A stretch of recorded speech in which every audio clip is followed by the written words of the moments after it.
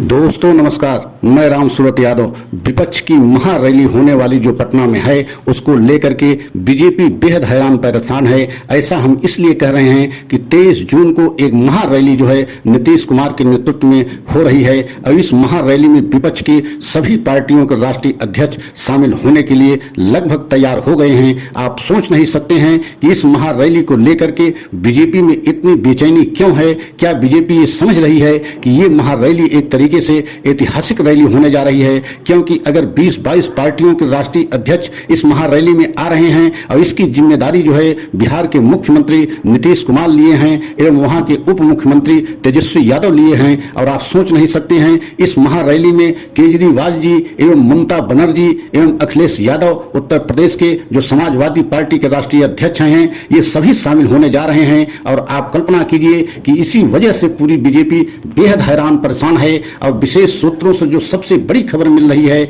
यह मिल रही है कि इस महारैली में जो है ईवीएम मशीन को लेकर के भी बात हो सकती है, क्योंकि आपने देखा है कि 2014 से ईवीएम मशीन को लेकर के विपक्ष की तरफ से जो है आरोप लगाया जाता रहा, लेकिन उस पर किसी तरीके से चुनाव आयोग कार्रवाई नहीं किया और बीजेपी भी उस पर एकदम मौन रही और बीजेपी ईवीएम मशीन को सही बताती रही। लेकिन अब जो विशेष सूत्रों से खबर आ रही है इस महारैली में ईवीएम को लेकर के अगर कोई बहुत बड़ा फैसला होता है, ईवीएम को बैन करने की बात महारैली में की जाती है, तो आप समझ सकते हैं कि इसका संदेश पूरे देश में जाएगा और तब चुनाव आयोग के सामने कोई विकल्प नहीं बचेगा। क्योंकि 20-22 पार्टी अगर एक साथ ईवीएम को बैन होने की बात कहेंगे और चुनाव आयोग में जाकर के इस बात को कहेंगे तो आप कल्पना कीजिए कि चुनाव आयोग के सामने तब कोई विकल्प नहीं बचेगा और ईवीएम मशीन को बैन करना पड़ेगा और बैलेट पेपर से चुनाव होगा। तो आप सोच सकते हैं कि इस महारैली को लेकर के सबसे ज्यादा जो है हैरान बीजेपी है। और बीजेपी इसलिए हैरान है कि इस महारैली में कौन कौन ऐसे फैसले महारैली में किए जाएंगे,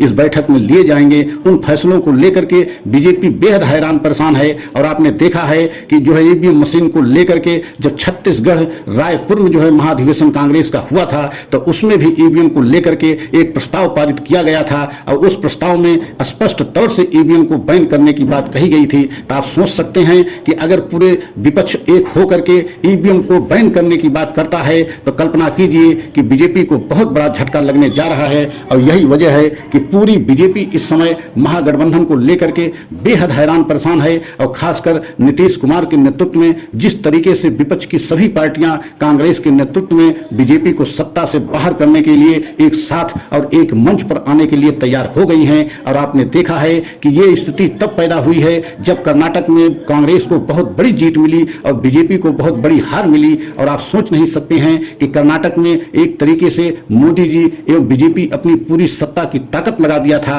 और प्रधानमंत्री मोदी जी तो अपने नाम पर वोट मांगे थे, लेकिन इसके बावजूद जो है कर्नाटक में कांग्रेस को बहुत बड़ी जीत मिली। और यही वजह है कर्नाटक की जीत से पूरे देश में एक तरीके से अलग संदेश चला गया। और यह संदेश जनता में तो गया ही, लेकिन विपक्ष में यह संदेश बहुत अच्छा गया और पूरा विपक्ष कांग्रेस के साथ आ गया। और यही पूरा विपक्ष इसके पहले कांग्रेस के साथ आने में कतराता रहा, लेकिन कर्नाटक की जीत से पूरा विपक्ष एक साथ आ गया और कांग्रेस के नेतृत्व में चुनाव लड़ने के लिए बीजेपी को सत्ता से हटाने के लिए देश की सभी विपक्षी पार्टियां एक मंच पे आने के लिए तैयार भी हो गई हैं। और यही वजह है कि नीतीश कुमार की तरफ से यह बहुत बड़ी महारैली या एक तरीके से यह कहा जाए विपक्ष की बहुत बड़ी बैठक होने जा रही है, तो इसमें भी कुछ गलत नहीं होगा। और इस बैठक को लेकर के इस महारैली को लेकर के सबसे ज्यादा अगर हैरानी है तो बीजेपी को है। खासकर प्रधानमंत्री मोदी जी जानते हैं कि धीरे धीरे पूरा विपक्ष अब एक साथ आ रहा है और राहुल गांधी के साथ आ रहा है। और आप उधर देखिए जो है एनडीए का कुनबा एक तरीके से पूरी तरीके से बिखर गया है। मतलब आप कल्पना कीजिए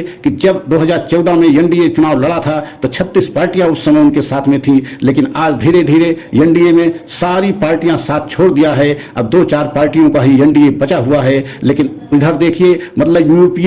यूपीए में अब इस समय पूरा जो है विपक्ष की सभी पार्टियों के राष्ट्रीय अध्यक्ष एक मंच पे आने के लिए तैयार हो गए हैं और बीजेपी को सत्ता से उखाड़ फेंकने के लिए तैयार हो गए हैं। आप कल्पना कीजिए कि जो यही विपक्ष इसके पहले कांग्रेस के साथ आने के लिए कतराता रहा, खासकर केजरीवाल, ममता बनर्जी और अखिलेश यादव, लेकिन अब ये सब खुल करके जो है प्रशंसा कांग्रेस की करने लगे, राहुल गांधी की प्रशंसा करने लगे कि हमें जो है कांग्रेस के नेतृत्व में बीजेपी को सत्ता से हटाने के लिए लिए कोई परहेज नहीं है। हम कांग्रेस के नेतृत्व में चुनाव लड़ने के लिए तैयार हैं, लेकिन एक शर्त विपक्ष की तरफ से, कुछ पार्टियों की तरफ से, खासकर ममता बनर्जी की तरफ से ये बात रखी गई है कि जहां पे जो है कांग्रेस मजबूत है वहां कांग्रेस चुनाव लड़े, और जहां छोटी पार्टियां मजबूत हैं वहां छोटी पार्टियों को टिकट दिया जाए और वह जो है सामना बीजेपी की करे। तो इस पर भी बात और सहमति बनने की पूरी उम्मीद है, क्योंकि अब नीतीश कुमार जी ने पूरी जिम्मेदारी ले लिया है कि हम विपक्ष को एक करके बीजेपी के खिलाफ चुनाव लड़ाएंगे और बीजेपी को 2024 से हर कीमत पे सत्ता से बाहर करेंगे।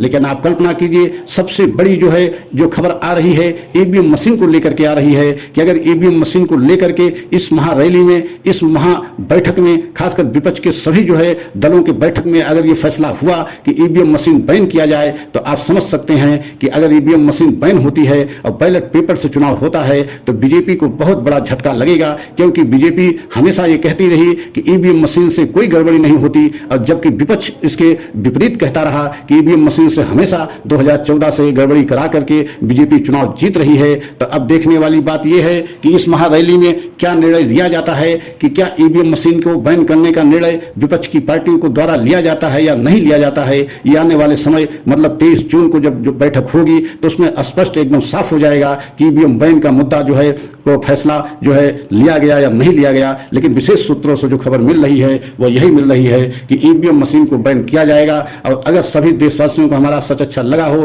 तो लाइक सब्सक्राइब करें, कमेंट के द्वारा अपनी राय दें, अगले सच की प्रतीक्षा करें। अगला सच हम पुनः लेकर के आएंगे। जय हिंद।